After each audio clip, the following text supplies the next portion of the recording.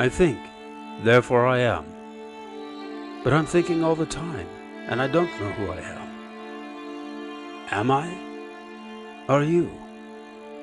I'm in the middle of nowhere, and it's a good place to be. Welcome to Just Nowhere with Dr. Samuel Zinner.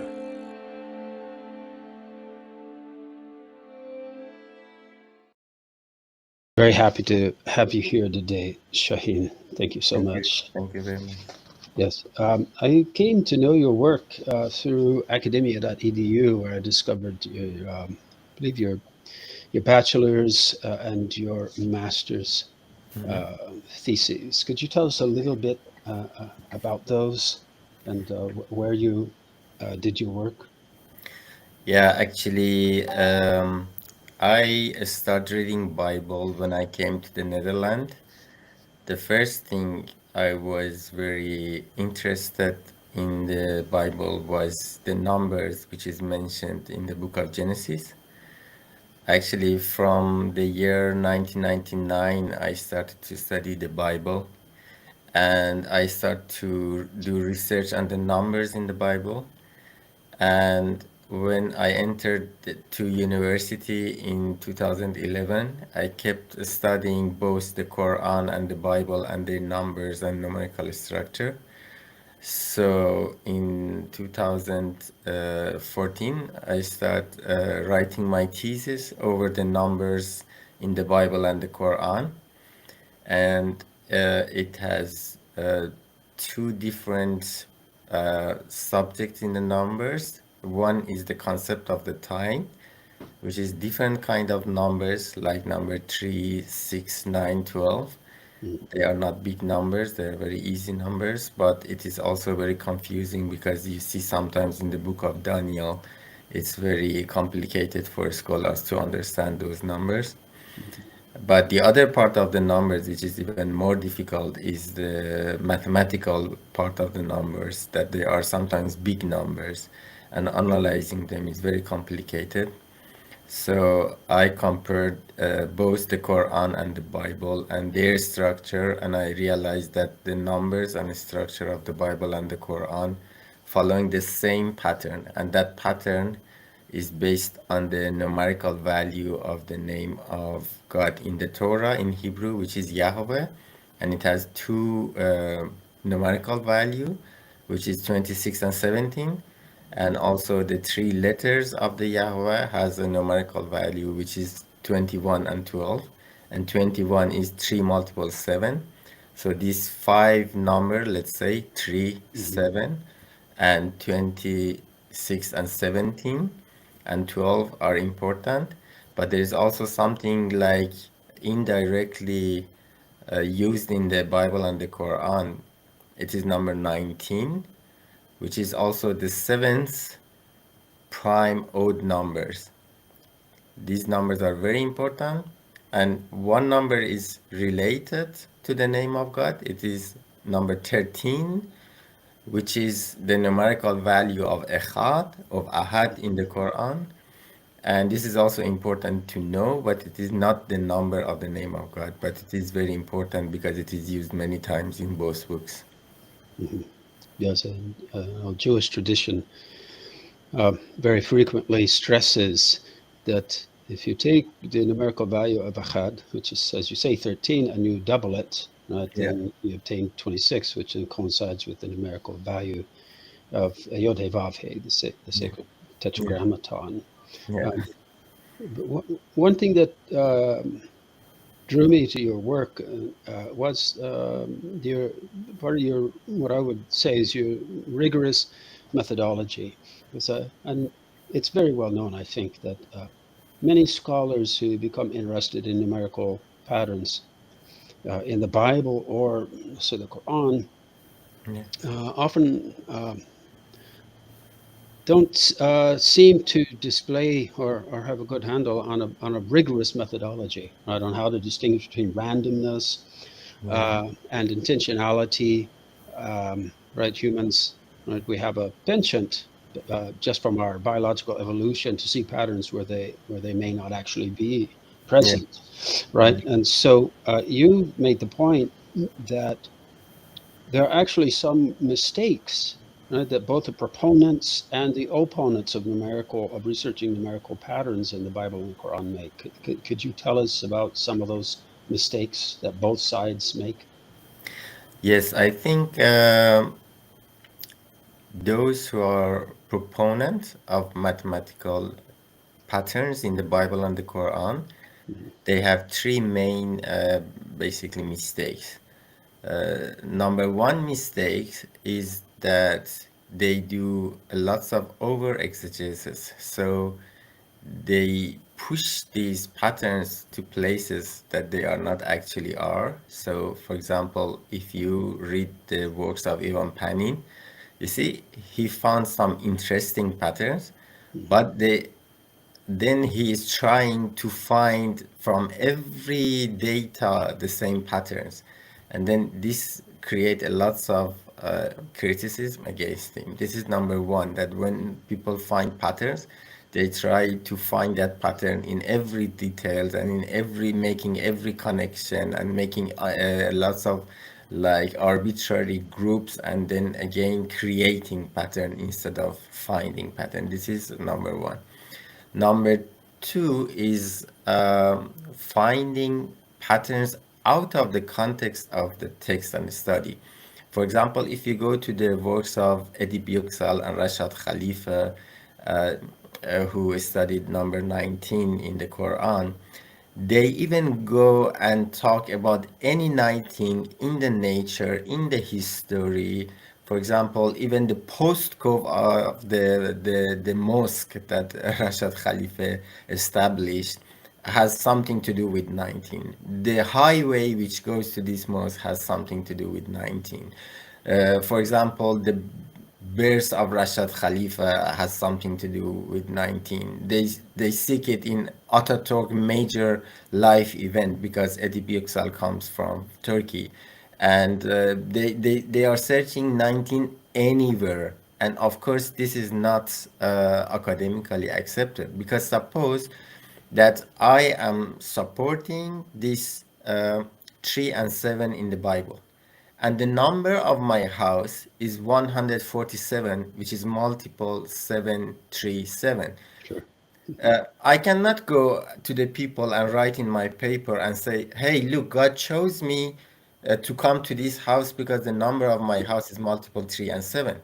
This is out of the context of my study, but they do it a lot. If you go to the people, they connect a lots of data that is out of the context of the study, out of the object of the study. This is numerology actually, that you find every relationship, even of two kinds. Like you say, there is seven orange and there is seven apple. That's why these orange are apple. Of course, nobody accept that. You make connection only by numbers to two different kind of things, and this is a fallacy. It is like if I say Shahin is hungry and Samuel is hungry, that's why Shahin is Samuel. This is just a Mhm. fallacy. Finding something common between us and then connect us to each other just because the number. This is, of course, wrong. You shouldn't do that. This is mistakes type 2, and mistakes type 3 is like these people um, find connection again with the data, with the cultural data that it is out of the text. For example, the scholars observed that 19 is important in the text, but in biblical studies, they said the background of this 19 could be the metonic cycle of the moon in ancient calendar. Mhm. This has nothing to do with the Bible. This is an data out of the Bible. Nowhere in the Bible talks about this. So making connection with the backgrounds that they are not in the Bible or not in the Quran, and they try to justify these patterns, like if you say 3 and 7 in the nature is important because in ancient culture they had also 7 planets. This has nothing to do with the Bible. This is information out of this context. So these three mistakes that they seek background of these patterns out of the Bible is also, or out of the Quran, is three main mistakes of the people who works on it. And then of course the people who are skeptics, they found these mistakes and an excuse to say that, look, the whole study is yeah, is not plausible, is not scientific, and it is just numerology. Mhm. And they reduce the whole study to mistakes only. This is the mistakes number one of the people who are against this. They reduce the whole study only to the mistakes that it is made. Mhm. Mhm. I know you had pointed out in your thesis that, right, some scholars who point out that the book of Genesis opens, right, with the story of creation, right, right, it's narration of 6 days of creation and a Yeah, seventh day of yeah, rest, and the first verse of that story has 7 words, right, yeah, and so one in particular that you quote, a skeptical scholar says that, well, verse 2, right, we can't see any pattern involving the number 7, or any concern with the number 7 in verse 2. So therefore, there cannot be, right, or you can't prove that there's some kind of interest in the number 7, right, in the first verse, right, which yeah, seems to me uh, really a weak argument because, um, right, the plain text is a story about 7 days. yeah, And so, um, right, so 7 words in the opening, right, seems congruent, but then to argue that, well, then each and every verse would have to have some connection to the number 7, right, it just seems to me, a really, really misguided argument. But anyway, do you have any thoughts about that particular example, since you deal with it in your thesis? yes, of course. There is two mistakes here at the same time. The first thing is that those who present these patterns, sometimes they do not present them wholly with the whole patterns. They have found only several of these patterns and not all of them. For Mhm. example, if you read some of them, they only say seven is important and they don't know about the rest of the numbers. Mhm. That's why those people who react to this argument, they say that, okay, the other verses or the other chapters or the other numbers is not based on seven, for example. Mhm. But they don't know that this is only a part of the patterns. The Mhm. rest of the patterns can explain the other verses or the other numbers as well. For example, a big, for example, mistakes of Rashad Khalifa Mhm. was that he didn't know anything about the Torah or number in the Torah. He started only with the Quran and he only found number 19, which is very important. But then he wanted to push this pattern to everything in the Quran. Even when it was not fitting his theory, he started to manipulate data or even the authenticity of the text of the Quran to Mhm. fit it in his theory. So this is the mistake of Rashad Khalifa and the other people who are opponents of him.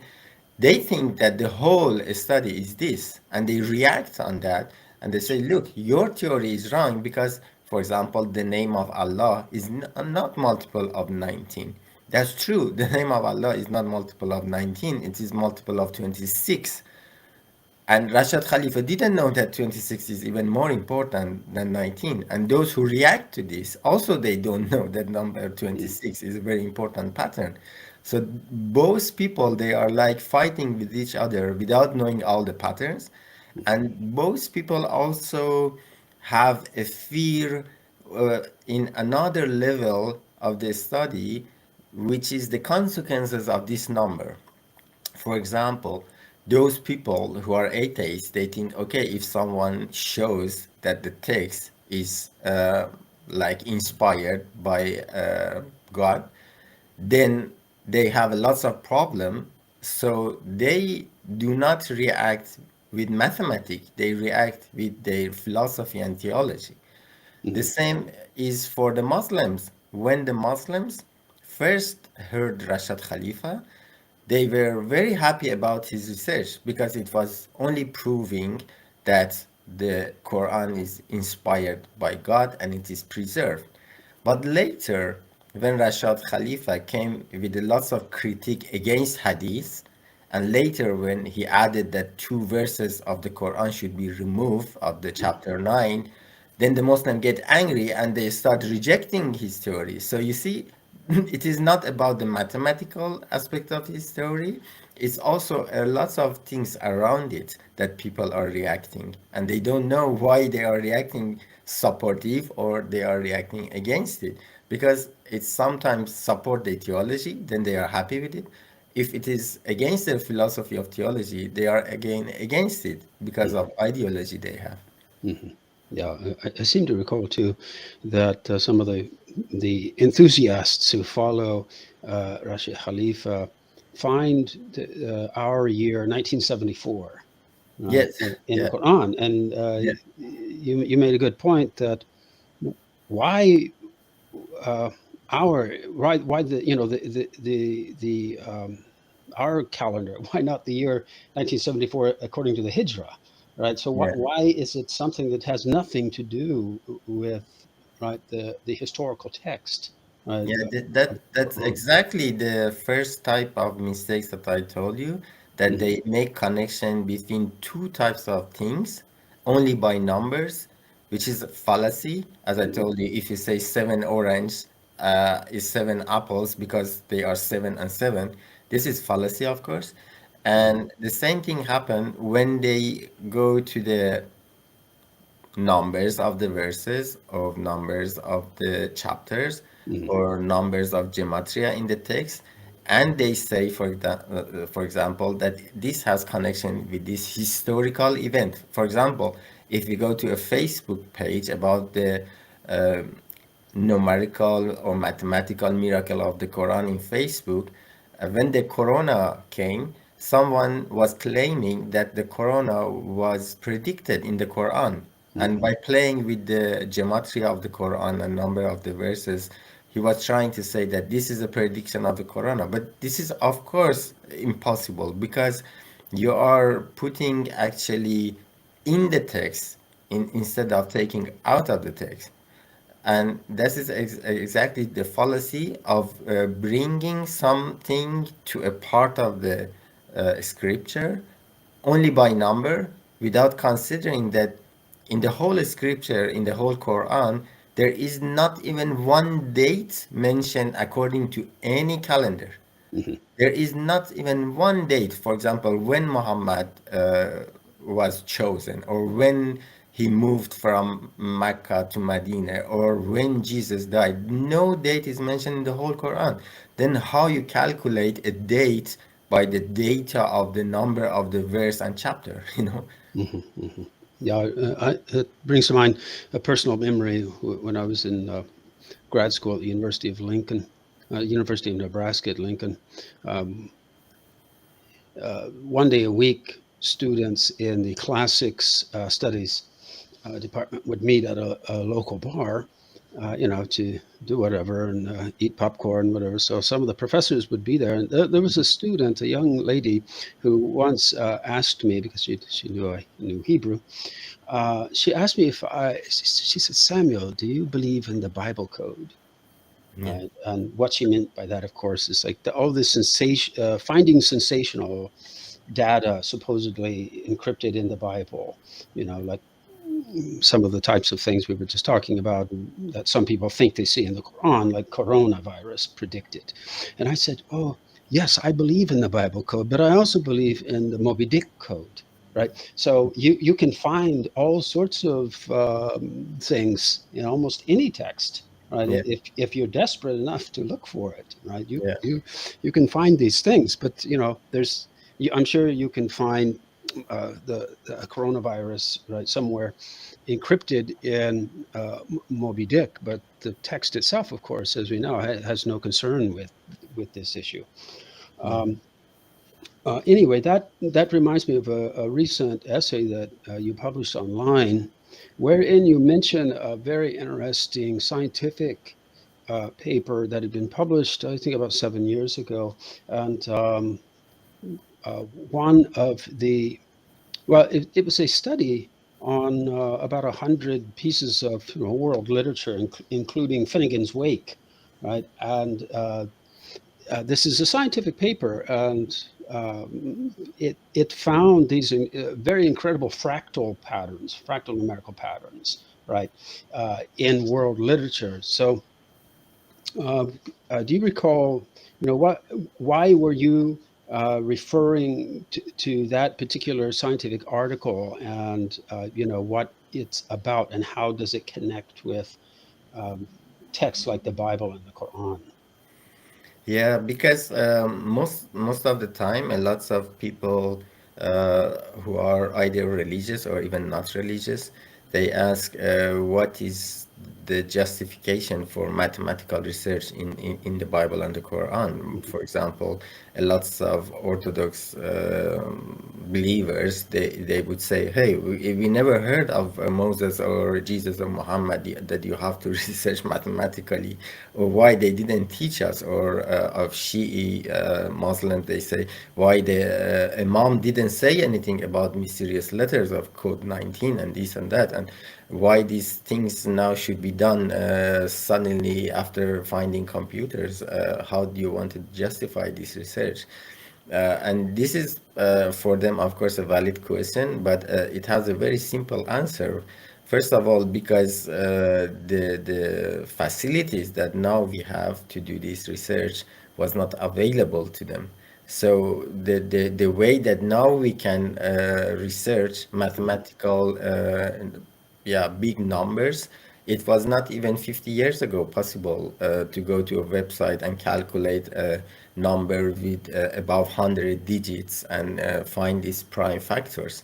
So you cannot expect that Moses or Jesus or Muhammad or Imams tell them these things. It is not realistic. So now we have facility that we can do something they couldn't do. And of course, for yeah, some Orthodox people, it's very difficult to accept that something knows something more than their prophet or their imams. But that's the reality. For example, Mhm. Jesus, Muhammad, or Moses, they were not linguists, they were not theologians, you know. So maybe we know something that they didn't know, and of course, it is allowed to know more than them. This is reason number one. Reason number two is mathematics as a let's say a scientific tool. Mathematics is taught in universities as applied science.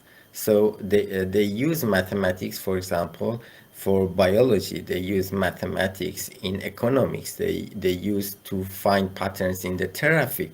They use patterns in many different sciences, and mathematics is really a very reliable science to use for understanding a text.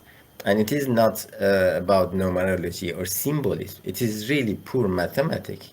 And that's why I refer to these kind of studies, that the mathematical study of the text is justified and possible.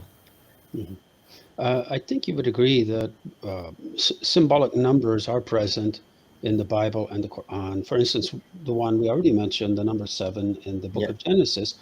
However, in your study, right, you're not really interested in those types of symbolic numbers. You are uh, more interested, well, you're solely interested in discovering um, numerical, mathematical patterns and structures rather than the symbolism. Could you tell us a little bit about why you chose that methodology? Yes, of course, because symbolism is a kind of subjective hermeneutics. I mean, in one books you can find that 13, for example, is a negative number and is the number of Antichrist and is the number of rebellion. And another author would write that 13 is the number of Echad. So Mm. the symbolic interpretation is just an interpretation. It could be right or wrong, okay? But mathematics is not right or wrong. Mathematics is just mathematics. It has nothing to do with the symbolism. For example, if you count something that it is used 77 times, it doesn't mean it is positive or it is negative or it is feminine or it is masculine. It has nothing to do with this quality, you know. It's just quantity. And the quantitative study is very scientific and nobody can deny it. If you really find a quantitative pattern, nobody can say it is not like that. It is really like that. And if there is a problem, then there is a problem of the category and the calculation. And they should demonstrate that you have categorized false data or you have made group that they are not justifiable. But this is the most sound methodology that we can use to understand the numbers.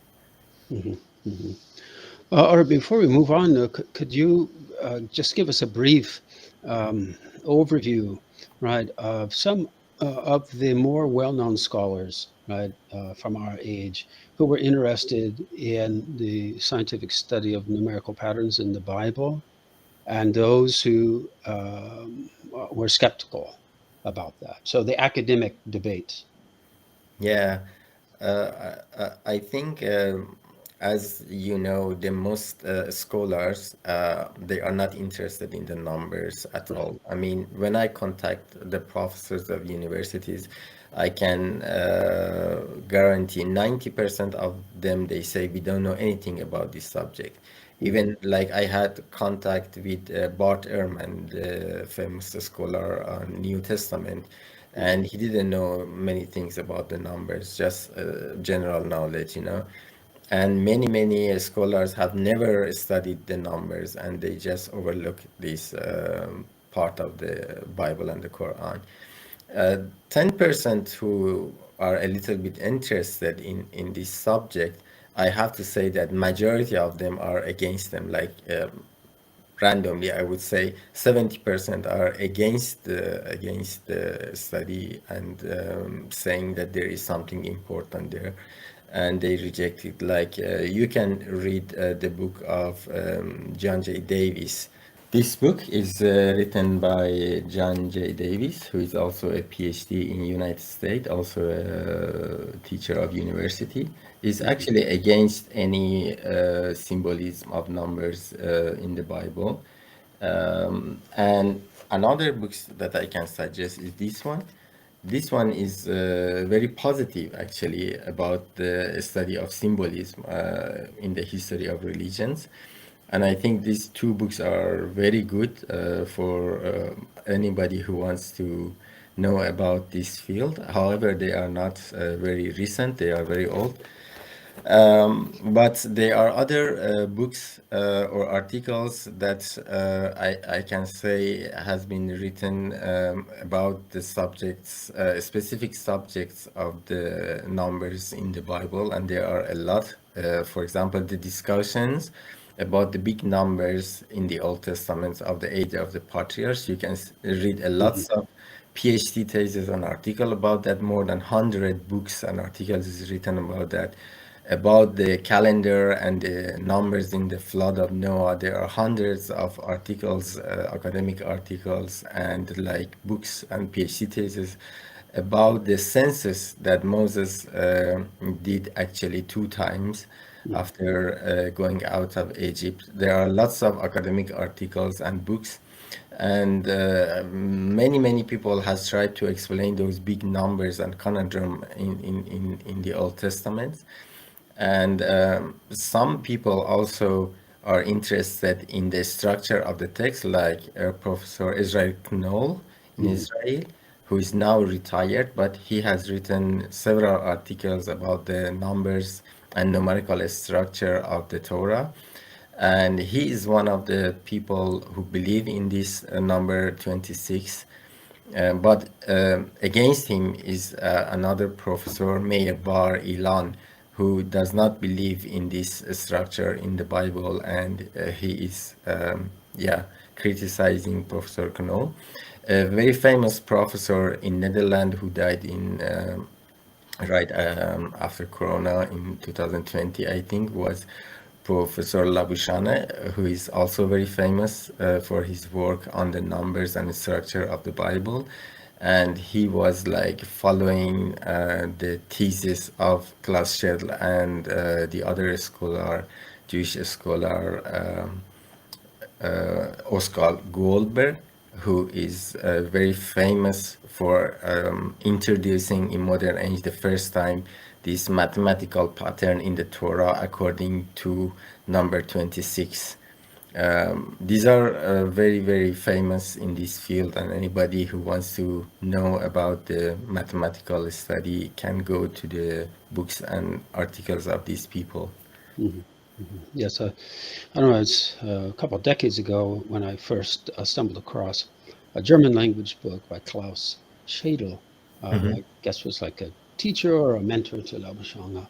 But Schadl wrote a book in German called Mohammed und Jesus, Yeah. and right. So this is where he's showing that numerical patterns relating to the Hebrew names of God, right, are influencing or determining structures in the Quran. And I know some Muslims, by reading the reviews of that book, right, Mhm. some Muslims were a little upset and they accused him of being an Orientalist, right? And Yeah, right, yeah, so yeah. why are you reading into the Quran Hmm. these things about the Bible, the Hebrew Bible?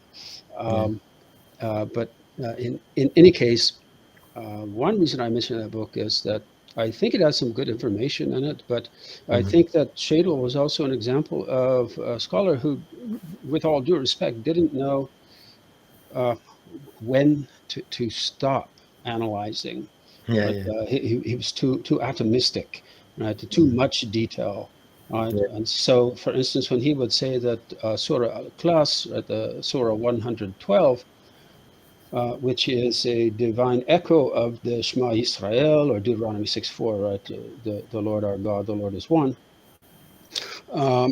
He was suggesting that, right, the numerical that's placed there's the 112th surah because, right, Yod He Vav He, numerical value is 26, and Elohim is Hmm. numerical value 86.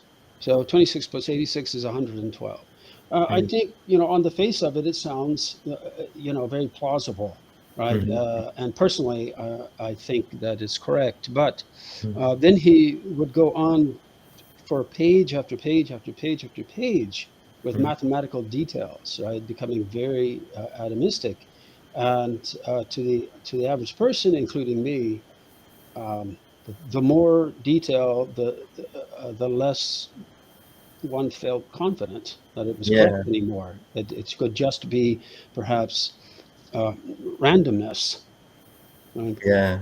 Yeah. And this problem of over exegesis is like gamblers, the people who go to casino. Hmm. If they win something, they want to go tomorrow and tomorrow and tomorrow and tomorrow until they lose everything.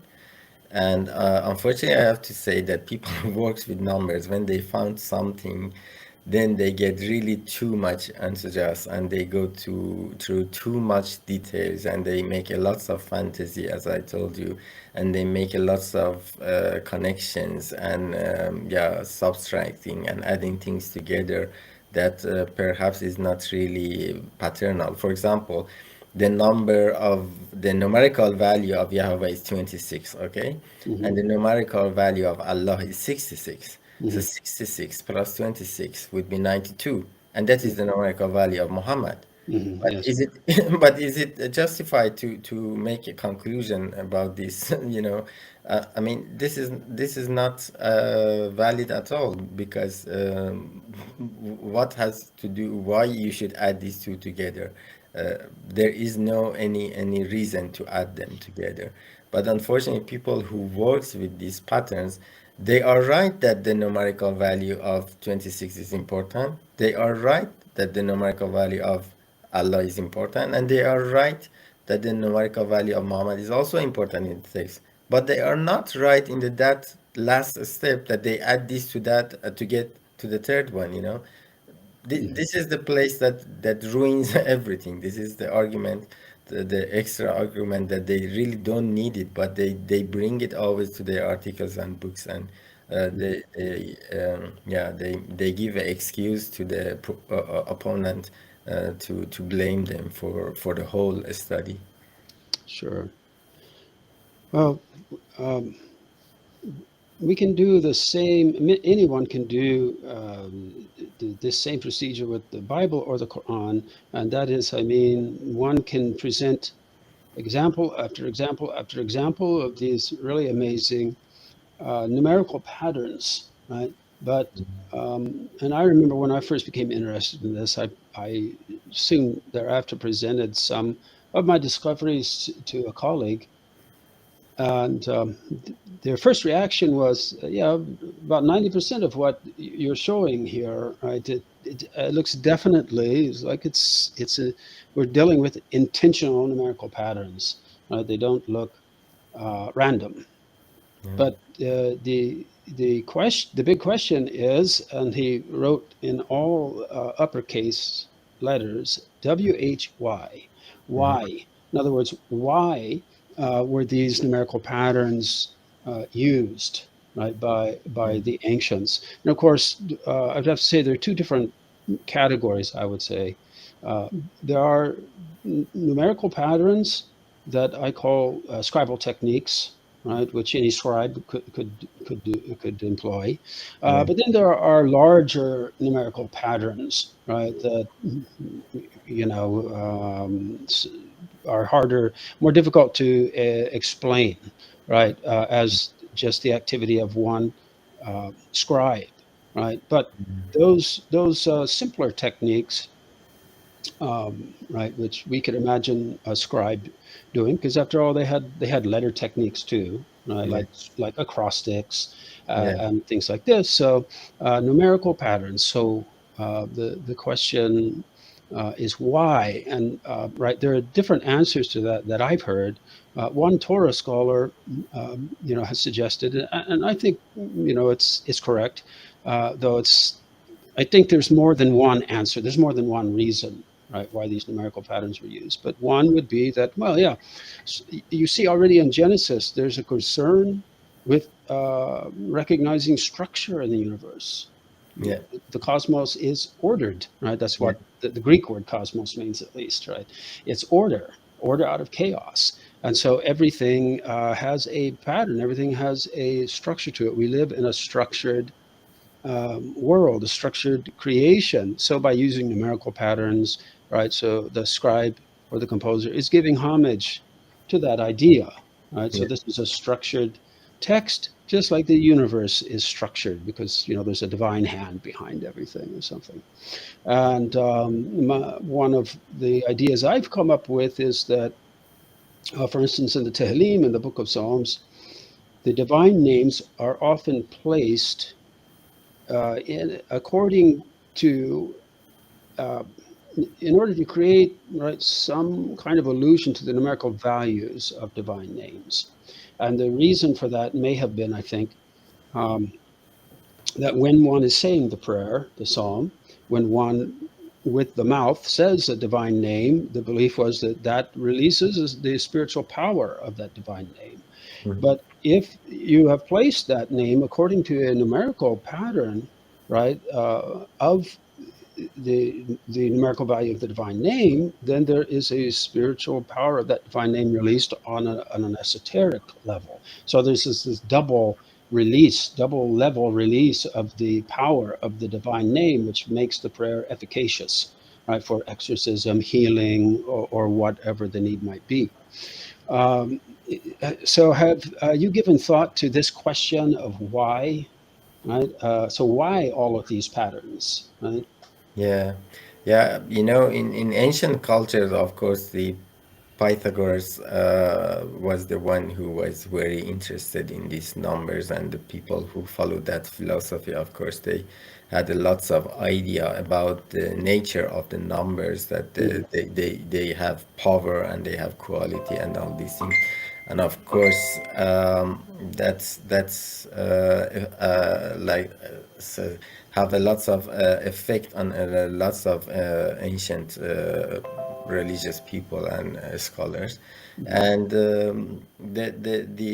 the other things aspect of it, apart of that esotericism and symbolism, I think that those who, if you read, for example, rabbinic literature, Mhm. those who were trying to preserve the text, they were like counting the letters and verses and words in the Torah, and they had concerns for preservation. And if they thought that they use these patterns, of course, that's a style that they could recognize what is genius, what is not genius. And I think that is also a very effective way, because sometimes I use these patterns myself to see, for example, in different recitations of the Quran, which one fit the pattern. And I see, okay, if these recitations is not following the numerical pattern, perhaps this is not a right recitation. So it helps us also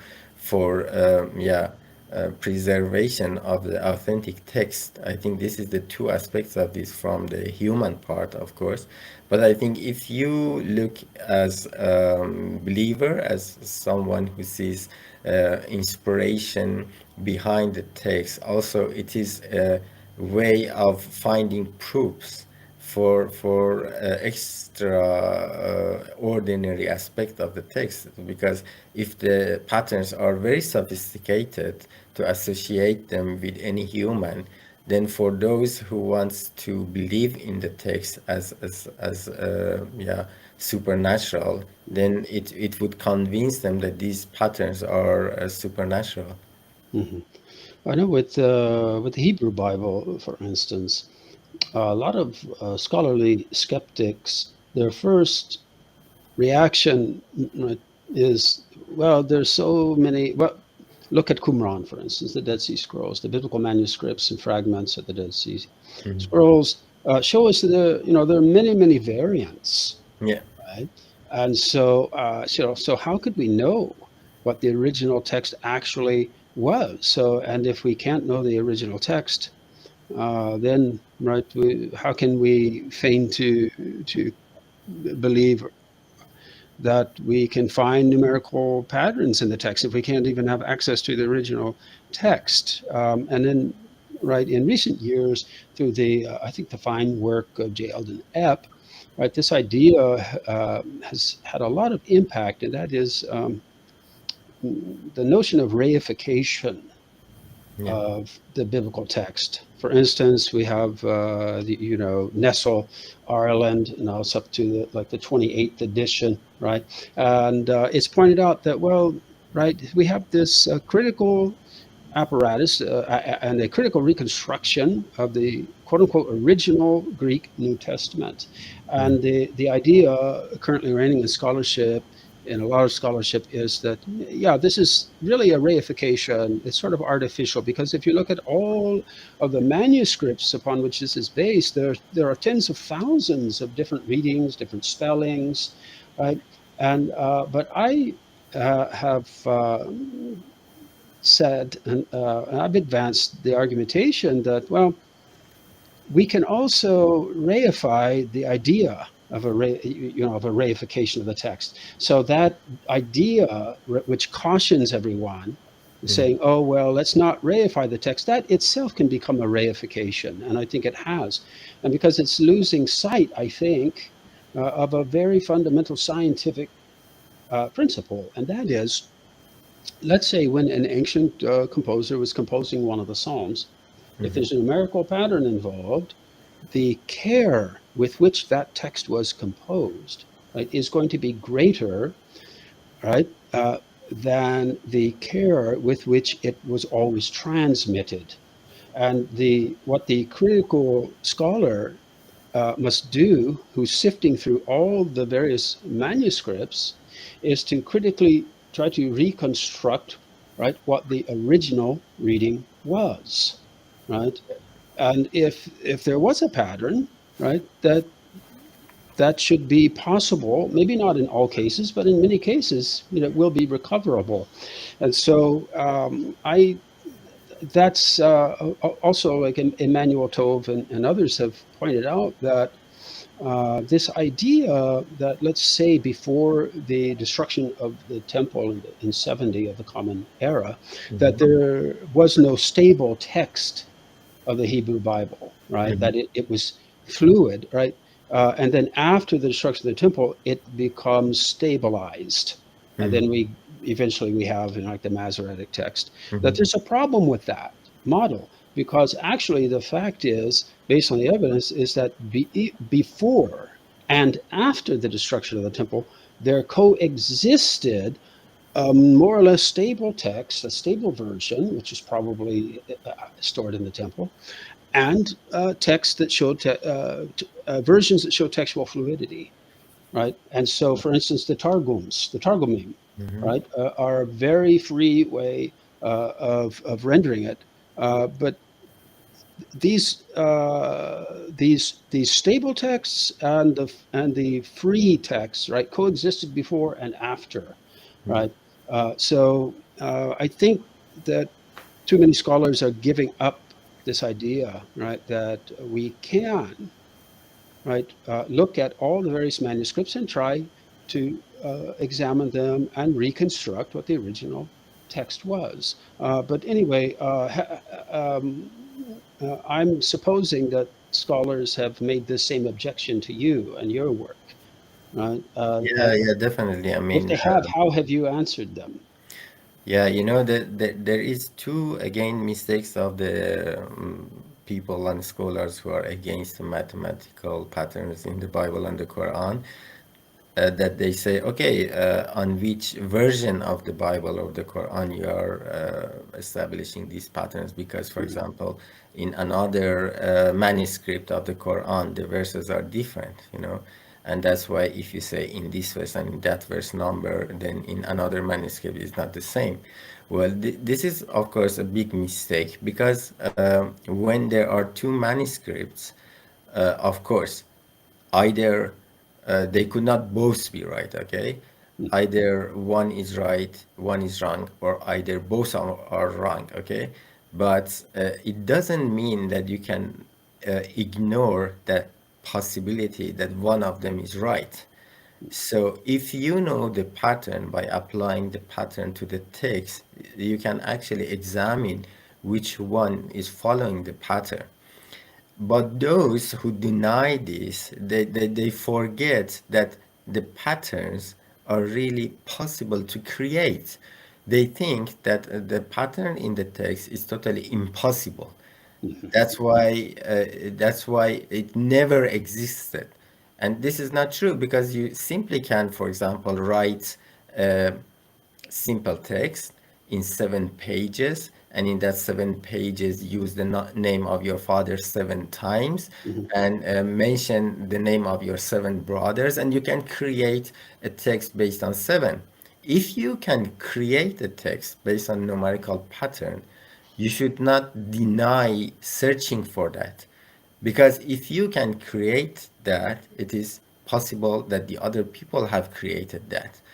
But people forget this, scholars forget this, and they think that when you say that there are patterns in this book, or in that book, or in this manuscript, or that manuscript, it's nullify the whole subject of the study. But it is wrong, because when you actually say that this pattern maybe exists also in the book of this writer, of in a, I don't know, for example, any literature, mhm, it doesn't mean it does not exist in the Bible and the Quran.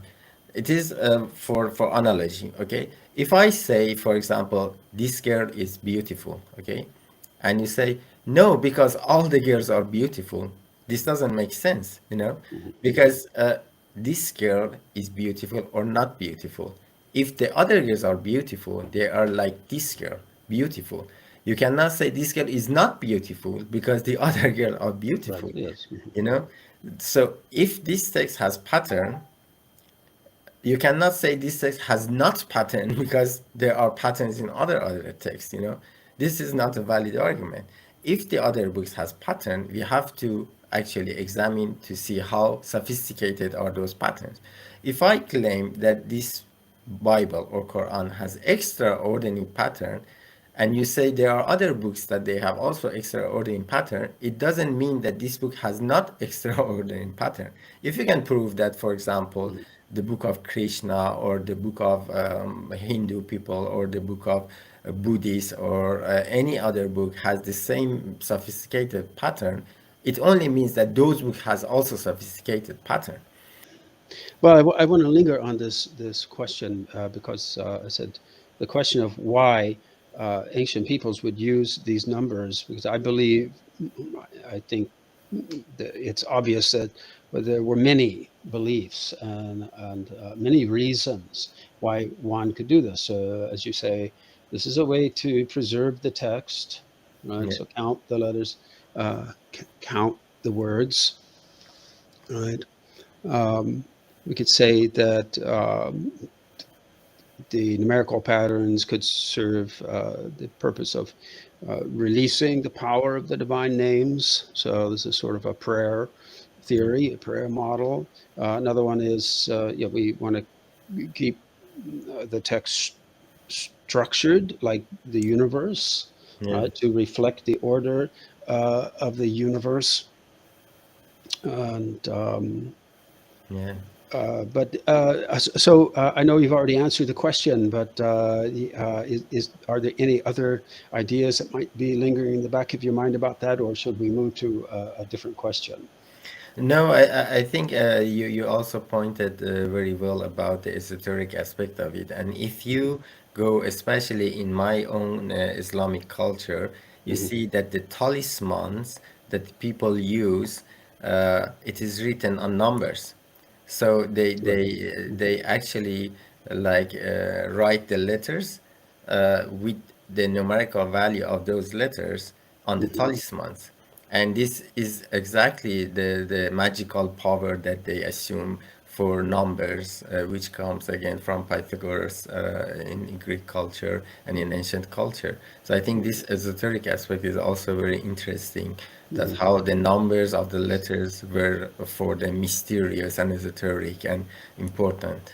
All right, maybe a final question. Let's to talk about the mysterious letters, uh, Yeah. because right, I'm thinking of a surah that right is meaningful to Muslims as well in certain contexts, like funerals, right? Like Surah Yasin, right? And so it begins, right? It's named after the two letters, the mysterious letters, right? That with which it begins, right? And so without going into um, too much detail, um, what is your in general terms, right? What is your understanding of the mysterious letters? Some of the you can tell us some of the main ideas and theories throughout the ages, and then what's your own understanding you've come to about them. Yeah, of course, that's a very, very, very like a sophisticated mathematical pattern in the Quran, Mhm. which I should like write about it maybe 100 pages. I even wrote my first article in university about that mysterious letters for Mhm. the course I had about the Quran. And at least since then, I discovered many, many, many things that added to that study. And I can say that that's really for me one of the proof that the Quran is preserved, and those mathematical patterns in the beginning of the surahs are for preservation of the Quran and also evidence of supernatural nature of the Quran. For example, if you count how many letters are used in mysterious letters, you see exactly it is 78 times letters are used. And those 78 letters are multiple of 26, right? Right. 26 times 3. This is, of course, something that someone can claim, okay, but that's very easy to use 78 letters. Sure. But now I tell you another aspect of these 78 letters, that this is impossible to be created by actually man, not even at that time, but even today. Because if you write the numerical value of the 78 letters right after each other, consequently, without any distance, you create a very, very big numbers with more than 130 digits. That number is again multiple 26. The whole number that you create by writing those letters behind each other is again multiple 26. So if you say that the scribes wrote them, how could they know and factorize such a big number at that time? Today, even with the Google calculator, you cannot find the prime of such a big number. So the mysterious letters are completely a mathematical system in the Quran. And for example, usually people ask why they are used in 29 chapters. Hmm. Because 29 is 3 plus 7 plus 19, the three main code that I already said. Hmm. And even if you consider of the verses that they are counted as one verse in mysterious letters, you see that of 29, exactly 19 of them are counted as a verse, and 10 of them are not counted as the verse. And then, as I told you, the Quran and the Torah have a very intricate system of abacus. Many scholars have always asked, okay, why in this order? Hmm. Why, for example, Surah 2 has it, Surah 3 has it, and then Surah 4 and 5, they don't have it. It is exactly when you count, you see that, for example, the third surah with mysterious letters is Surah 7. So Hmm. the third surah with mysterious letter is Surah 7. And if you see which of those mysterious letters are counted as one verse and which one is not counted as one verse, you see exactly again an abacus, which is multiple 3, multiple 7, multiple 73. 3 multiple 7 multiple 73. So they have created an abacus with this division that they made from mysterious letters who are counted as a verse and not counted as a verse, which is multiple actually 3, 7, 73, and 13.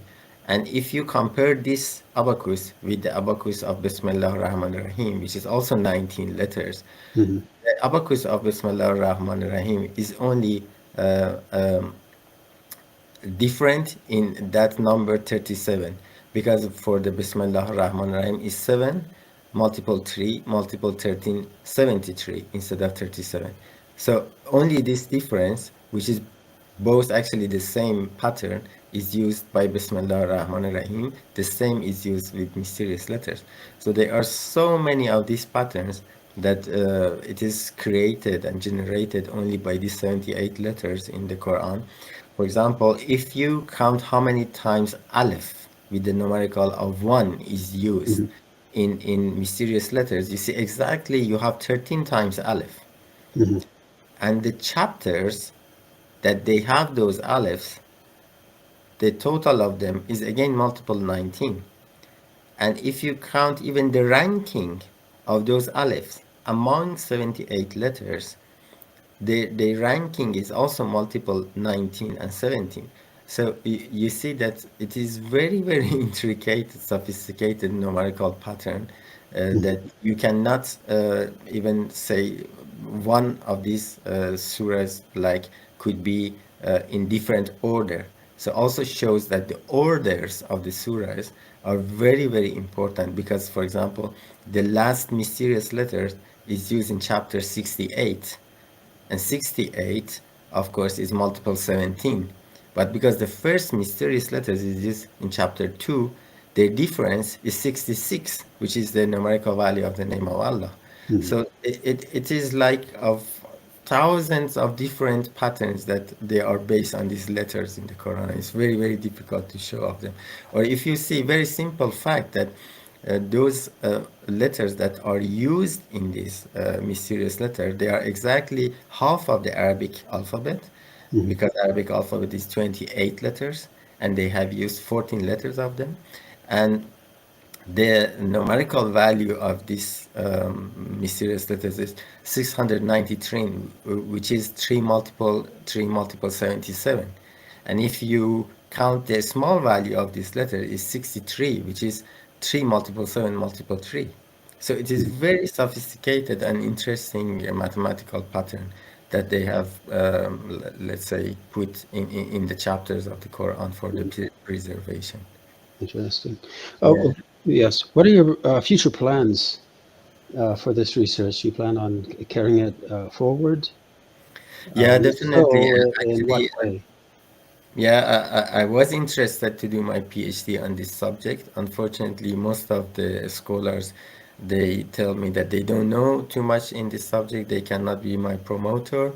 And most of the scholars are also very like suspicious or skeptic about Mhm. this research, and they think that it leads to nowhere. But I'm sure after publishing something about it in like a prestigious journal, perhaps the things would change and more academic attention would be gathered to this subject and this research, I hope. All right. Well, yes, we hope Yeah, so too. yeah. All right. Thank you so much, Shaheen. You're welcome. That's Thank great. you very much for Excellent. your time, for attention. You're welcome. If you enjoyed the program, please consider supporting this channel with a donation through Patreon or PayPal. And don't forget to subscribe. Thank you.